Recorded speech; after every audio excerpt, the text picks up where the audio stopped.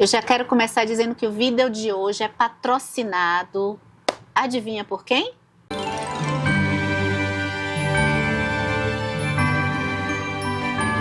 Eu estou de patrocinador novo? Vocês, e não foi patrocínio de dinheiro, vocês patrocinaram esse vídeo depois do primeiro vídeo dessa série. Títulos que são tão instigantes, títulos brilhantes, títulos que nos remetem a tantas outras coisas, ou que nos fazem pensar, nossa, que título inteligente, que título maravilhoso. E vocês, no vídeo anterior, primeiro vídeo dessa série, que eu acho que está se tornando uma série, eu trouxe aqui 9 títulos brilhantes para a gente conversar. E vocês nos comentários arrasaram tanto que tem mais lista, tem mais livros nessa lista, e eu trouxe esses livros patrocinados por vocês, pelas dicas de vocês e alguns que eu fui me lembrando aqui. O primeiro, patrocinado pela querida Silvana. Obrigada, Silvana. Como eu não lembrei desse livro? Como eu não lembrei desse título brilhante, A Insustentável Leveza do Ser, do Milan Kundera, que é um título que, por si só, já traz o âmbito filosófico da história de ficção que a gente vai acompanhar aqui, justamente porque como que uma leveza, uma vida leve ou escolhas leves, como que isso pode ser sustentável? Quer dizer, então, que existe um peso na leveza? Próximo livro, patrocinado pela maravilhosa Lorena Jabbour. Tão feliz nesse especial de fim de ano, dizer que eu conheci a Lorena Jabbour. Adoro quando eu conheço vocês pessoalmente, gente. É muito incrível. Lorena Jabbour, na época a gente não se conhecia ainda, não era Lorena? Lorena arrasando nos comentários. Lorena sempre arrasa nos comentários. Ela deixou um livro que eu já ouvi falar, mas assim, não é um livro tão famoso, né? Agora, que título lindo, gente. Do Onde Jacques, o livro do Deslembramento. O que é essa coisa do deslembramento? Isso só a palavra, você juntar deslembramento, já não tem vontade? Você já não tem vontade de ler esse livro? Porque como que se deslembra alguma coisa? Ou você lembra ou você não lembra? É possível deslembrar algo? Eu fiquei muito curiosa quando a Lorena deixou aqui esse título e eu já coloquei lá na minha listinha. Um dia, quem sabe, eu vou ler e vou pegar ele para mim. Também falaram desse livro que tem um título realmente sensacional, que é O Som e a Fúria, do William Faulkner. O Som e a Fúria remete ao Macbeth, que é a peça do Shakespeare. E o Som e a Fúria, ele vai, de certa forma, até resumir o tempo todo o que talvez esteja porque tem tantas coisas para a gente pensar nessa história, mas acho que principalmente essa coisa do alvoroço, das coisas, da nossa vida, que daqui a pouco, quando a gente vê, passou, já foi. E para que isso tudo? Para que essas brigas? Para que a gente se importou com tanta coisa, né? Se você talvez seja mulher que 40 a mais ou 30 a mais, que nem a gente que frequenta aqui mais o canal Comparando Livros, né? A gente sabe quanta coisa que a gente na nossa adolescência fazia uma coisa gigante, não era nada, né? A gente ganha, às vezes, com a maturidade isso. Eu gosto do Som e a Fúria porque o som, quando a gente pensa em uma nota e a gente emite uma nota, essa nota, ela vai chegar uma hora que vai acabar. Você tem a onda, uma aulinha de física, né? Você tem a onda que a gente percebe pela onda do som aqui, mas vai ter uma hora que esse som acaba. Então é uma coisa muito simbólica para a nossa vida. Tem uma hora que a vida acaba. Enquanto a gente está aqui, vamos usufruir e valorizar ela. A Romilda deixou uma dica de um livro que eu achei muito fofo, assim, quando eu fiquei sabendo do que era. E fiquei curiosa de conhecer a família Klink, que é a família que fala sobre a experiência de velejar, de fazer viagens no meio do mar. Eu acho tão curioso, tão corajoso, deve ser tão contemplativo, deve ser tão, de uma forma existencial, transformador, ficar longe de uma civilização. O livro é 100 Dias entre Céu e Mar. Eu não tenho ele ainda, mas eu fiquei muito curiosa. E a filha do Amir Klink também escreve livros. Me parece que eles fazem contemplações e fazem reflexões que me parecem ser muito transformadoras. O título, nesse caso, me pareceu muito inteligente, porque você está num barco viajando entre céu e mar, não tem mais ninguém, não tem outras interações. 2 títulos com dica da Silvana, eu acabei não pegando, vou botar a foto. O Tempo e o Vento, as dicas da Silvana, eu amei, porque títulos que carregam um pouco o clima, e esse clima tem muita relação com a história que a gente vai ler. O próprio Sonho e a Fúria, eu acho que é um pouco mais simbólico, mas pode remeter um pouco a isso.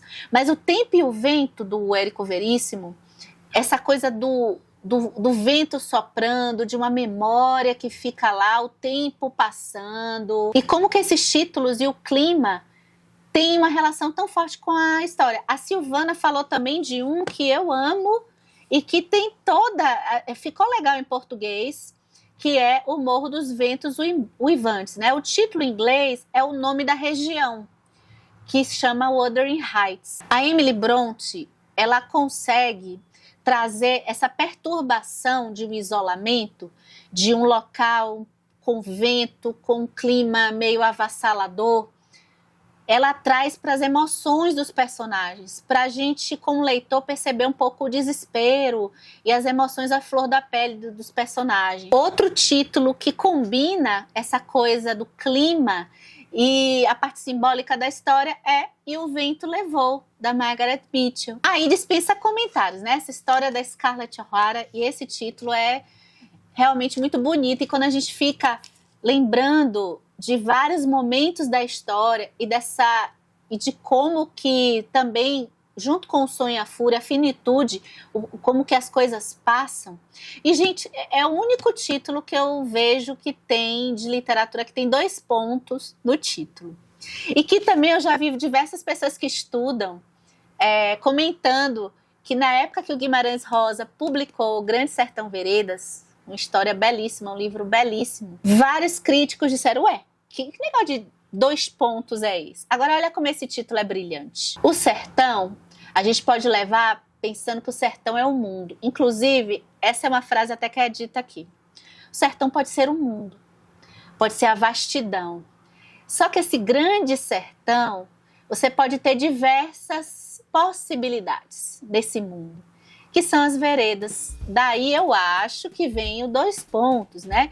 Então, os caminhos, as curvas que fazemos, as possibilidades, as escolhas e as transformações são as veredas. Próximo, eu vou trazer mais uma dica da Lorena Jabbour, que é um livro de uma jornalista colunista que escreve brilhantemente, que é A Vida que Ninguém Vê, da Eliane Brum. Como os textos desse livro acabam tratando de pessoas comuns, que não são celebridades, eu acho que A Vida que Ninguém Vê faz tanto sentido. Inclusive, pelo título, é o que mais me atrai em conhecer esse texto da Eliane Brum. Nesse livro, ela vai falar de um mendigo que nunca pediu nada, de um entregador, de um carregador de malas do aeroporto que nunca voou de avião. Gente, é o tipo de história que me interessa tanto e que fala muito da nossa condição de muitas vezes não olhar para as pequenas coisas que estão do nosso lado. Lorena,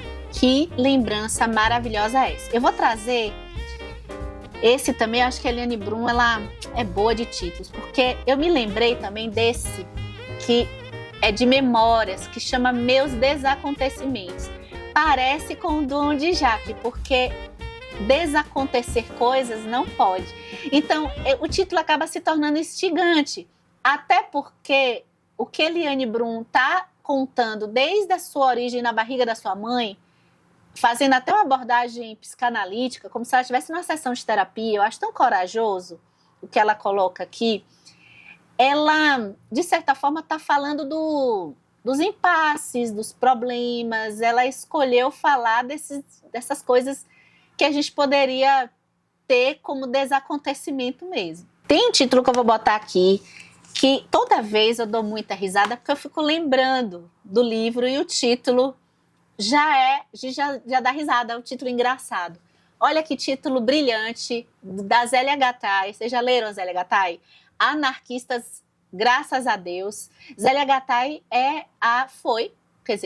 foram casados, a esposa do Jorge Amado. Eu só li esse livro dela e quero voltar a ler mais. Eu comprei um outro aqui na época que eu li o Anarquistas, graças a Deus, que é um livro de memórias. E a família da Zélia Gattai são as memórias dela na infância em São Paulo. É uma família muito engraçada, realmente. É uma família que nesse começo do século XX se tinha essa coisa do anarquismo, as pessoas que não seguiam as convenções. E a família da Zélia não seguiam várias das convenções, inclusive a parte de documentos, em que a família não tirava os documentos e às vezes precisava apresentar em alguns lugares e ficava insistindo que não precisava desses documentos. Para quê? Qual o sentido de ter um pedaço de papel o nome que eu sou casado, que eu sou solteiro? Enfim, são várias situações que ela conta aqui na sua infância em São Paulo. E o título é brilhante porque a forma que ela vai contando é como que esse jeito de ser da família, esse jeito de pensar fora dos padrões, construiu a personalidade da Zélia de uma forma positiva, de uma forma criativa. Então, Anarquistas, graças a Deus. A Ana Luísa patrocinou essa dica aqui. Por que eu não lembrei também desse livro lindo com esse título tão marcante, que é Olhos d'Água, da Conceição Evaristo. Ela poderia ter escolhido Mulheres que Choram, Pessoas que Choram, O Choro da Vida, sei lá. Mas Olhos d'Água são olhos que estão sempre emocionados por alguma razão. E para terminar, eu vou trazer 2 títulos do Byung-Chul Han, que eu acho assim muito... Os títulos por si só, antes da gente ler e depois que a gente lê, a gente percebe como que o título expande o conceito que ele quer colocar aqui, o filósofo sul-coreano Byung-Chul Han.